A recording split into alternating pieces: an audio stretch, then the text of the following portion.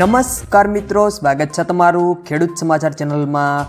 આજના આ વિડીયોમાં હવામાન વિભાગ અને અંબાલાલ પટેલ દ્વારા ગુજરાતમાં વરસાદને લઈને મોટી આગાહી કરવામાં આવી છે। ત્યારે હવે ક્યાં ક્યાં વરસાદ પડશે અને ચોમાસાની વિદાય ક્યારે થશે તે તમામ માહિતી વિશે આજના આ વિડીયોમાં વાત કરીશું।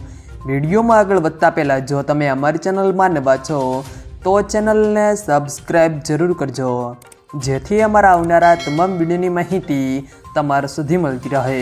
તો ચાલો શરૂ કરીએ આજનો આ વિડીયો।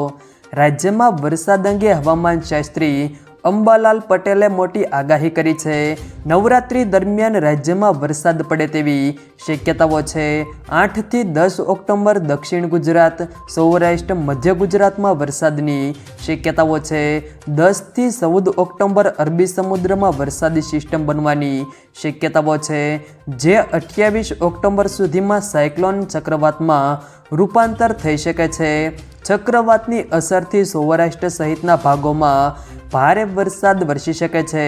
બંગાળની ખાડીમાં એક નવું સર્ક્યુલેશન દક્ષિણ ગુજરાતમાં હતું, જેના કારણે વરસાદ વરસ્યો છે। અંબાલાલ પટેલની આગાહી પ્રમાણે વાત કરવામાં આવે તો શરદ પૂનમ સુધી વરસાદ વરસી શકે છે।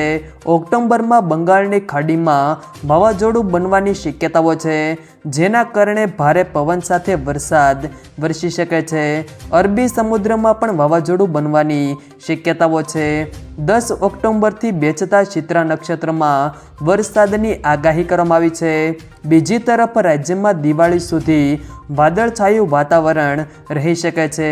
હવામાન વિભાગે રાજ્યના વિવિધ વિસ્તારોમાં ભારે વરસાદની સંભાવનાઓ વ્યક્ત કરી છે। તો સાથે આગામી 2 દિવસ બાદ રાજ્યમાં ચોમાસાની ગતિવિધિમાં ઘટાડો થશે। દક્ષિણ ગુજરાતના કેટલાક ભાગોમાં અતિભારે વરસાદની સંભાવના વ્યક્ત કરવામાં આવી છે, જ્યારે સૌરાષ્ટ્રના ભાગોમાં પણ વરસાદની શક્યતાઓ સેવાઈ રહી છે।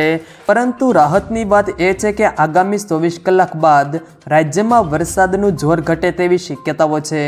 આમ ગુજરાતમાં ચોમાસાની વિદાય પણ આ સપ્તાહથી પરંપરાગત રીતે શરૂ થઈ જશે। હવામાન વિભાગે તો વિદાયની શરૂ પણ કરી દીધી છે।